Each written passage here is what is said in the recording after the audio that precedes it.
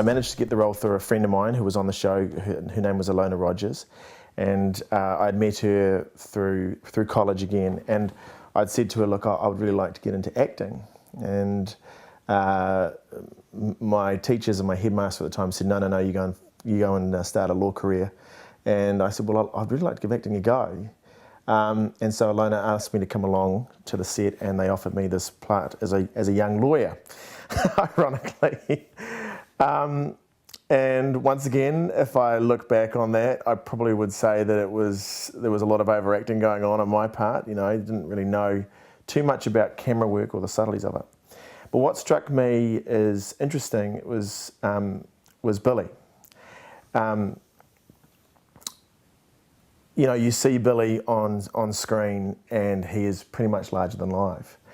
Well, when the cameras weren't firing or weren't filming, he would just sit quietly in the corner. He wouldn't say much. He was very, very polite, and I was quite moved by that, in the sense that the contrast of this man who was quite a shy, unassuming man, and yet when the cameras were on him, all of a sudden this person came to life. It actually freaked me out to begin with, because we did a couple of scenes together, because I thought, that I've just met you, you're very quiet. And then all of a sudden I'd forgotten that he was Billy T. James. Then he threw a couple of lines at me, and I kind of jumped back. I was at law school at the time, and I was in my third year, and I quit law school for a 3-month contract with Shortland Street. And I remember my mother, because I was still living at home, my mother driving down the driveway, and she wasn't happy. She stormed out of the car and said, "What have you just done?" And I said, "Oh, look, I'm taking this new part on the show." She said, "What's this show called?" I said, "It's called Shortland Street." It had been playing for a couple of years by then, but Mum really hadn't paid much attention to it. And she said, what is it? And I said, "Look, it's a medical, kind of soap drama." And she said, "What?" And she said, "What are you playing?" I said, "Ambulance officer." She said, "You don't know anything about being an ambulance officer?" And they said, "And what's your name?" And I said, "Well, his name's Rangi." And he says, "What? Who gave you that stupid name?" The brief that I started with was Rangi Hiramaya, who was this boy from the north, who had a couple of kids, who probably spoke, with a bit of, hey bro, that sort of stuff to begin with. Certainly didn't end up that way. In fact, I changed him considerably, and it was a gamble to see if it made it work. And eventually, it did work. The storylines that I was given with Rangi Hiramaya were phenomenal. That specifically the one where he met his partner, he met an ambulance officer, Donna Hecker. And then they slept together in the ambulance, and then eventually they found out that they were brother and sister. That was fun to play, and certainly received some comment when I was out in public.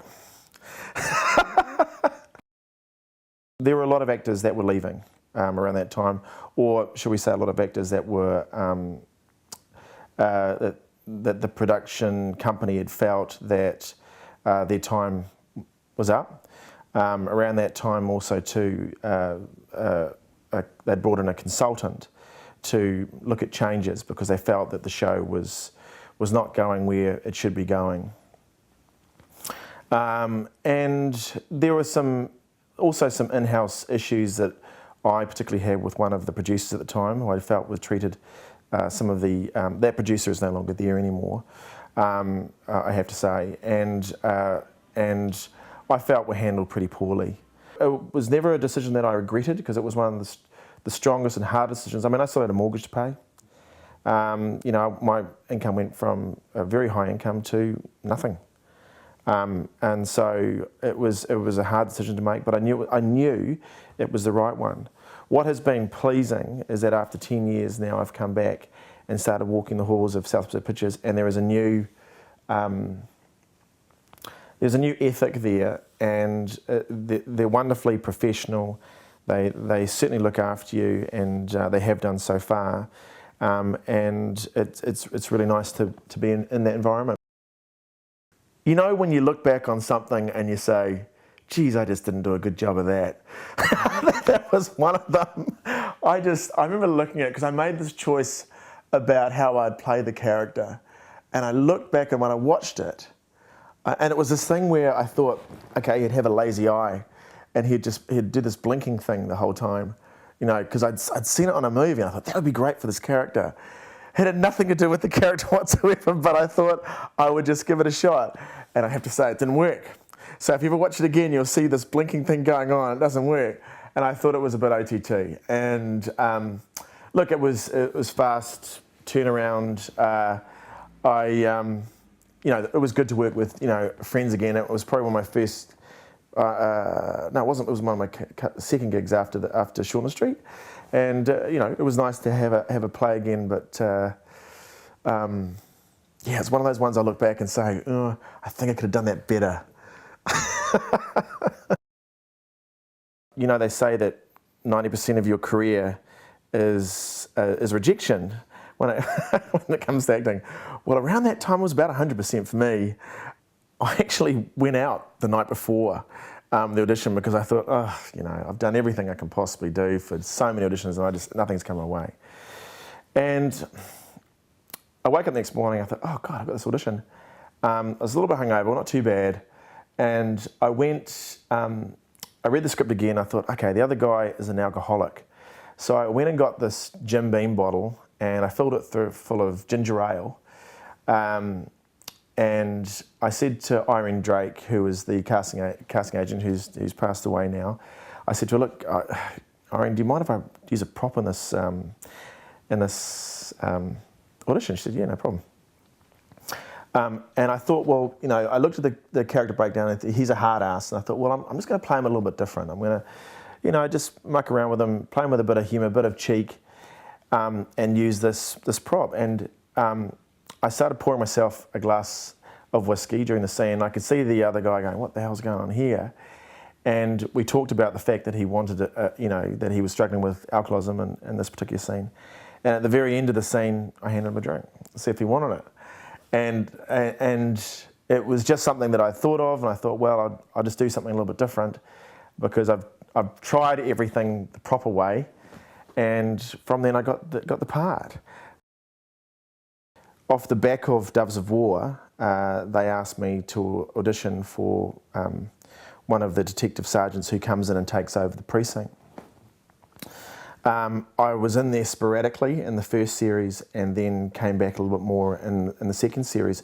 It was unfortunate that the network never really committed to it because it was some really lovely stuff there.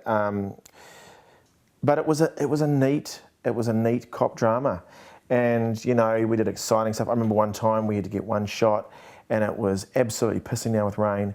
We were on the harbour. They literally had Chris Bailey was holding with the camera, holding the camera, and we were literally hanging on to the sides of the boat and screaming at our lines. And we had to get that shot before the end of the day. Otherwise, that scene was gone. And we looked back on it, and it was just a phenomenal scene. And it was exhilarating but a lot of great stuff. I mean, you know, you got to play with guns and it's like, you love that stuff. It was good playing a hard ass. You know, so, you know, he was a tough guy, you know, he didn't take any shit, so he was great. Because I hadn't played a lot of those roles before. A lot of the roles I'd played before, kind of the, you know, Rangi Hiramaya, the guy next door, you know what I mean? And it was good to play that sort of hard ass role. For me, Nothing Trivial has probably been the most enjoyable. Brian's been the most enjoyable part I've had to play to date. Because there's so much going on, there's so much that you recognise, there's so much I recognise in Brian. Is it a coincidence that our first names only have one syllable which separates us? I don't know. The characters are wonderful, they're well defined. It flows very easy. Although I will say that to begin with, we were all very, very nervous. We weren't sure if the audience were going to like it. We knew we had a good thing. I remember turning to the core cast and I said, you know, we've got a great script here, really great script. If this doesn't work, it ain't the script, it's us. So we better start working. So we're in the middle of doing second series at the moment, and the scripts have I mean, they've gone to another level. They really are phenomenal. I thought, geez, how could you get better from the first series? But they're really great. And so we've all discussed it, and we've said we can't rest on our laurels. We've got to make sure that we're up there for the second one. So absolutely loving it, and loving that the audience love it as well for the same reasons we do.